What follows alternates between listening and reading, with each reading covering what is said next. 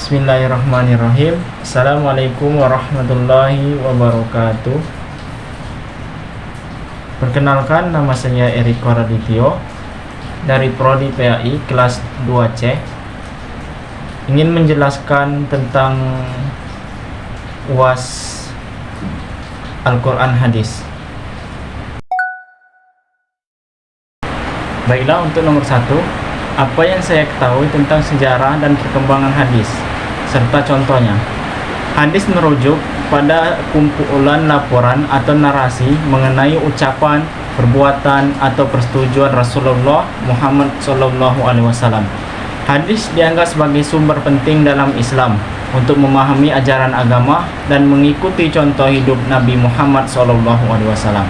Sejarah dan perkembangan hadis melibatkan proses pengumpulan, pengklasifikasian, dan penulisan hadis yang dimulai sejak masa hidup Nabi hingga generasi berikutnya.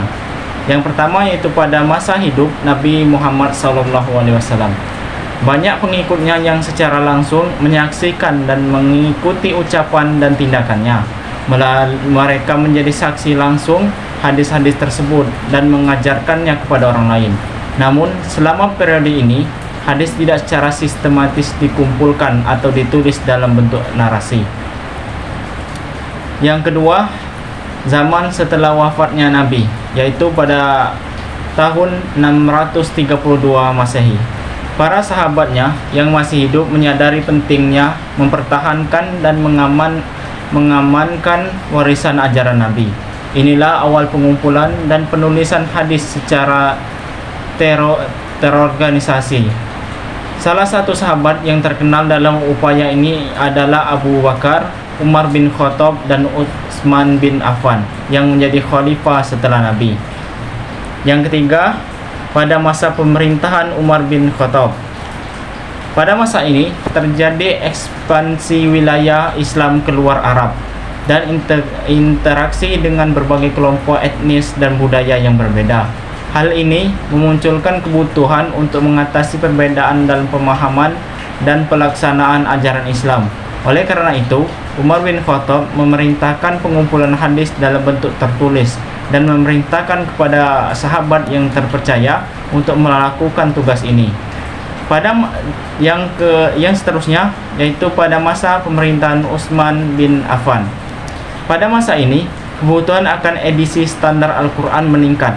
Untuk menjaga keseragaman Al-Quran, Utsman bin Affan memerintahkan untuk membuat salinan Al-Quran berdasarkan satu dialek khusus. Proses ini juga mendorong upaya standarisasi dalam koleksi hadis dengan penyalinan dan penyebaran versi yang sama di berbagai wilayah. Untuk perkembangan selanjutnya itu pada zaman hadis terjadi proses setelah zaman Khulafa ar-Rasyidin. Para ulama seperti Imam Malik, Imam Al-Bukhari, Imam Muslim, dan lainnya berperan penting dalam menyusun koleksi hadis secara sistematis dan menetapkan metode kritis untuk menilai keautentikan hadis. Mereka menggunakan metode seperti ilmu riwayat atau ilmu sanad dan ilmu riyah atau ilmu matan untuk menguji keandalan hadis-hadis yang ada. Untuk contohnya, yang pertama seperti dalam hadis dari Aisyah, istri Nabi Muhammad SAW, beliau bersabda, sesungguhnya perbuatan yang paling dicintai oleh Allah adalah yang paling terus-menerus walaupun itu sedikit. Untuk contoh kedua dari Anas bin Malik, Nabi Muhammad SAW bersabda, janganlah kalian membenci satu sama lain, jangan saling mendengki, jangan saling memusuhi, jangan saling membelakangi, dan hendaklah kalian menjadi hamba-hamba Allah yang bersaudara. Baiklah, untuk nomor 2, soalnya apa yang saya ketahui tentang teori studi sanad hadis serta contohnya. Teori studi sanad hadis adalah teori yang membahas tentang sanad atau silsilah perawi hadis yang menyampaikan kepada matan hadis.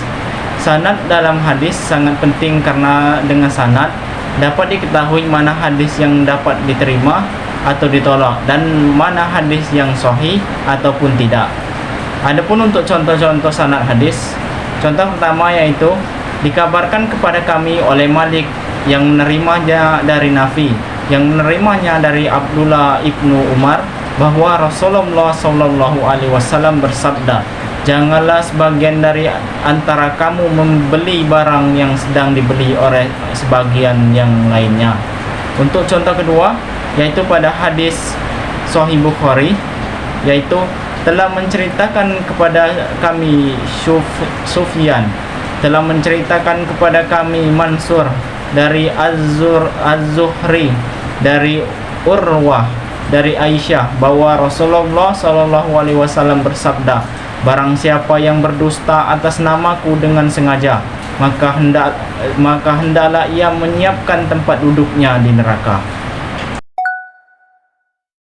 Baiklah, untuk nomor 3 atau yang terakhir, apa yang saya ketahui tentang teori matan hadis serta contohnya.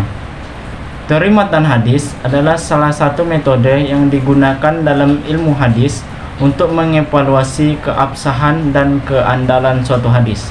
Teori ini fokus pada analisis konten dan substansi dari teks hadis itu sendiri, terutama terkait dengan kecocokan atau ketidakcocokan dengan ajaran agama Islam yang sudah ditetapkan sebelumnya.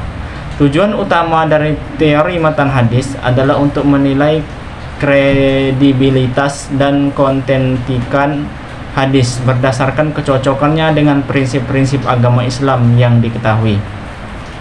Dalam teori matan hadis, terdapat beberapa kriteria yang digunakan untuk mengevaluasi keabsahan suatu hadis.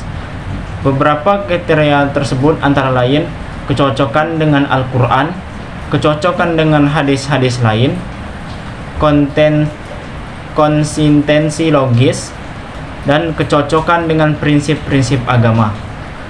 Untuk contoh sendiri dari matan hadis, yaitu untuk contoh pertama yaitu kaidah kesahihan matan hadis. Kaidah ini membahas tentang kualitas matan hadis yang dapat diterima atau tidak.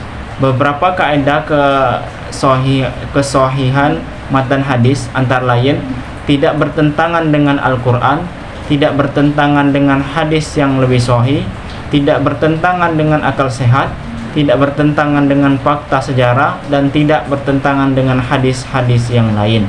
Kritik matan yang kedua yaitu kritik matan hadis dengan pendekatan Al-Quran. Para ulama hadis menggunakan pendekatan Al-Quran untuk menilai kualitas matan hadis. Jika matan hadis bertentangan dengan Al-Quran, maka hadis tersebut dianggap tidak sahih. Baiklah, itulah tadi penjelasan dari saya dalam soal UAS matkul Al-Quran hadis ini. Saya ucapkan terima kasih. Wassalamualaikum warahmatullahi wabarakatuh.